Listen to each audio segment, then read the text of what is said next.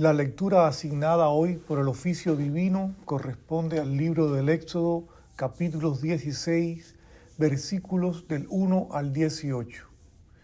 En este fragmento reconocemos cómo el desierto deja de ser solo una geografía para convertirse en pedagogía.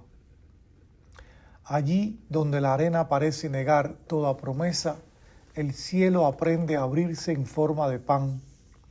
El maná no cae como espectáculo, sino como susurro cotidiano, una gracia que amanece con el rocío y se evapora con la avidez.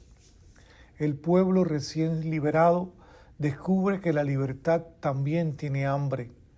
La nostalgia de Egipto revela una tentación permanente, preferir la seguridad esclava a la intemperie confiada. Pero Dios no responde con reproches, sino con alimento. El maná es teología en estado puro, don inmerecido, medida exacta, suficiencia sin exceso. Cada uno recogió lo que necesitaba, y así el desierto se convierte en escuela de justicia. No puede acumularse sin pudrirse, no puede guardarse sin corromper la confianza. El pan del cielo educa el deseo, enseña que vivir no es poseer, sino dar, no es retener, sino entregar. Cada amanecer renueva la alianza entre necesidad y providencia. En el silencio abrazado del desierto, Israel aprende que la fidelidad divina no siempre adopta la forma de milagro estruendoso, sino de sustento diario. El maná es memoria comestible, recordatorio de que la vida depende de una palabra que desciende leve como el rocío, pero suficiente como el amor que la pronuncia. La segunda lectura propuesta por el oficio para el día de hoy es un comentario al Salmo 140 de San Agustín. En este fragmento atribuido a la voz ardiente del obispo de Hipona, la súplica del Salmo se ensancha hasta adquirir dimensiones eclesiales. Señor, te he llamado, ven deprisa. No es un individuo quien clama, sino el Cristo total, cabeza y cuerpo en una sola respiración. La oración ya no es solo acto privado, es latido de un organismo místico que atraviesa la historia. Cuando el texto evoca a Jesús sudando sangre, como narra el Evangelio de San Lucas, la imagen se vuelve teológicamente transparente. Esa sangre que brota del cuerpo de Cristo anticipa la sangre derramada por los mártires. La pasión no es un episodio aislado, sino una fuente que continúa fluyendo en la iglesia perseguida. El sufrimiento de los fieles no es ajeno al de su Señor, es su prolongación sacramental en el tiempo. La insistencia en escucha mi voz cuando te llamo revela una verdad sobria y consoladora. La tribulación no cesa mientras dure la peregrinación histórica. La Iglesia vive en tensión escatológica, ya redimida, pero aún combatiente. Por eso su oración es perseverante, casi obstinada, como quien sabe que la promesa es firme aunque la noche sea larga. Suba mi oración como incienso. La metáfora cultual se cumple en la cruz. La ofrenda vespertina es el mismo Cristo que al declinar el día se entrega libremente. En ese grito, Dios mío, ¿por qué me has abandonado?, resuena la condición humana asumida hasta el extremo. No es ruptura de la comunión trinitaria, sino solidaridad radical con nuestra fragilidad. El abandono es nuestro, la obediencia amorosa es suya. Y sin embargo, la tarde se transforma en aurora, la ofrenda vespertina se vuelve matinal por la resurrección. El sacrificio aceptado se convierte en vida nueva. Desde entonces, toda oración nacida de la fe participa de ese movimiento pascual, asciende como incienso, no por su pureza humana, sino porque está unida al único sacrificio agradable al Padre. Así, el texto despliega una visión profundamente teológica.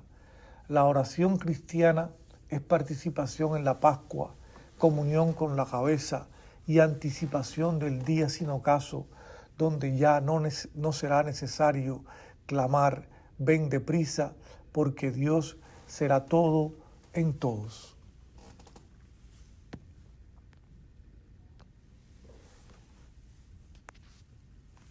Primera lectura del libro del Éxodo. Toda la comunidad de Israel partió de Elín y llegó al desierto de Sin, entre Elín y Sinaí, el día 15 del segundo mes después de salir de Egipto. La comunidad de los hijos de Israel murmuró contra Moisés y Aarón en el desierto diciendo: ojalá hubiéramos muerto a manos del Señor en la tierra de Egipto, cuando nos sentábamos alrededor de la olla de carne y comíamos pan hasta hartarnos. Nos habéis sacado a este desierto para matar de hambre a toda la comunidad. El Señor dijo a Moisés: mira, haré llover pan del cielo para vosotros, que el pueblo salga a recoger la ración de cada día. Lo pondré a prueba, a ver si guarda mi instrucción o no. El día sexto prepararán lo que hayan recogido y será el doble de lo que recogen a diario. Moisés y Aarón dijeron a los hijos de Israel: esta tarde sabréis que es el Señor quien os ha sacado de Egipto, y mañana veréis la gloria del Señor. He oído vuestras murmuraciones contra él, mas nosotros ¿qué somos para que murmuréis contra nosotros? Moisés añadió: esta tarde el Señor os dará a comer carne y mañana pan hasta saciaros, porque el Señor ha oído vuestras murmuraciones contra él. Mas nosotros, ¿qué somos? No habéis murmurado nada contra nosotros, sino contra el Señor. Moisés dijo a Aarón: di a la comunidad de los hijos de Israel: acercaos al Señor, que ha escuchado vuestras murmuraciones. Mientras Aarón hablaba de la comunidad de los hijos de Israel, ellos se volvieron hacia el desierto y vieron la gloria del Señor que aparecía en una nube. El Señor dijo a Moisés: he oído las murmuraciones de los hijos de Israel. Diles: al atardecer comeréis carne, por la mañana os hartaréis de pan, para que sepáis que yo soy el Dios vuestro. Por la tarde, una bandada de codornices cubrió todo el campamento, y por la mañana había una capa de rocío alrededor del campamento. Cuando se evaporó la capa de rocío, apareció en la superficie del desierto un polvo fino como escamas, parecido a la escarcha sobre la tierra. Al verlo, los hijos de Israel se dijeron: ¿qué es esto? Pues no sabían lo que era. Moisés les dijo: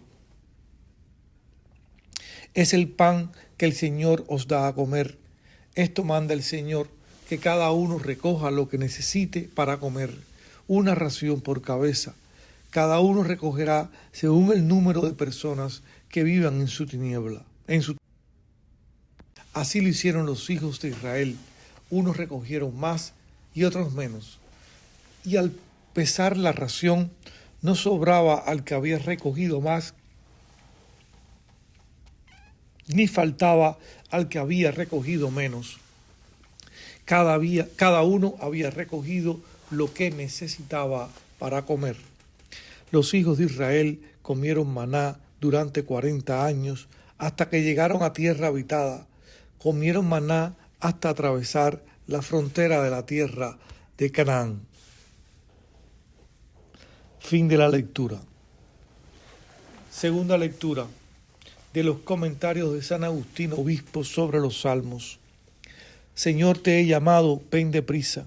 Esto lo podemos decir todos, no lo digo yo, lo dice el Cristo total, pero se refiere sobre todo a su cuerpo terrenal. ya que cuando se encontraba en este mundo, Cristo oró con su ser de carne, oró al Padre con su cuerpo, y mientras oraba, gotas de sangre destilaban de todo su cuerpo. Así está escrito en el Evangelio. Jesús oraba con más insistencia y sudaba como gotas de sangre. ¿Qué quiere decir el flujo de sangre de todo un cuerpo sin la pasión de los mártires de la iglesia? Señor, te he llamado, ven deprisa, escucha mi voz cuando te llamo. ¿Pensabas que ya estaba resuelta la cuestión de la plegaria con decir, te he llamado? Has llamado, pero no te quedes ya tranquilo. Si se acaba la tribulación, se acaba la llamada. Pero si en cambio la tribulación de la iglesia y del cuerpo de Cristo continúa hasta el fin de los tiempos, no solo has de decir, te he llamado, ven deprisa, sino también, escucha mi voz cuando te llamo. Suba mi oración como incienso en tu presencia, el alzar de mis manos como ofrenda de la tarde. Cualquier cristiano sabe que esto puede referirse a la misma cabeza de la iglesia, pues cuando ya el día declinaba hacia su atardecer, el Señor entregó en la cruz el alma que después había de recobrar, pero no la perdió en contra de su voluntad, pero también nosotros estábamos representados allí, pues lo que de él colgó en la cruz era lo que había recibido de nosotros. Si no, ¿cómo es posible que en un momento dado Dios Padre aleje de sí y abandone a su único Hijo, que es un solo Dios con él? Y no obstante, al clavar nuestra debilidad en la cruz, donde, como dice el apóstol, nuestro hombre viejo ha sido crucificado con él, exclamó con la voz de aquel mismo hombre nuestro, Dios mío, ¿por qué me has abandonado? Por lo tanto, la ofrenda de la tarde fue la pasión del Señor, la cruz del Señor, la oblación de la víctima saludable al holocausto, acepto a Dios. Aquella ofrenda de la tarde se convirtió en ofrenda matutina por la resurrección. La ofrenda brota, pues, pura y directa del corazón creyente, como se eleva desde el ara santa el incienso. No hay nada más agradable que el aroma del Señor, que todos los creyentes huelan así. Así pues, nuestro hombre viejo, son palabras del apóstol, ha sido crucificado con Cristo, y quedando destruida nuestra personalidad de pecadores, y nosotros libres de la esclavitud del pecado. Fin de la lectura. Dios Padre bueno, que en el bautismo has revestido de Cristo a tu siervo Pedro Arrupe y lo llamaste a su seguimiento en suma pobreza espiritual en la compañía de Jesús, escucha benigno nuestra oración. Él se entregó a ti plenamente como misionero y guía de sus hermanos, tanto en la salud como en la enfermedad. Movido por el Espíritu Santo, lo has puesto al servicio de la fe, convirtiéndolo en maestro de discernimiento y dócil servidor de la justicia del reino. Con confianza te rogamos que a imitación de Jesucristo, pobre y humilde, a quien amó entrañablemente, el Padre Arrupe pueda ser reconocido como modelo de vida evangélica y testigo de cómo ser profetas en el mundo, animándonos a ser en toda cultura hombres y mujeres para los demás.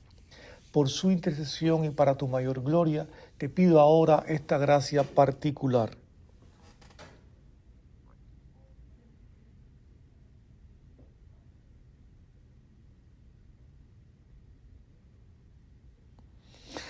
Que desees concederme para tu servicio y alabanza. Por Cristo nuestro Señor. Amén.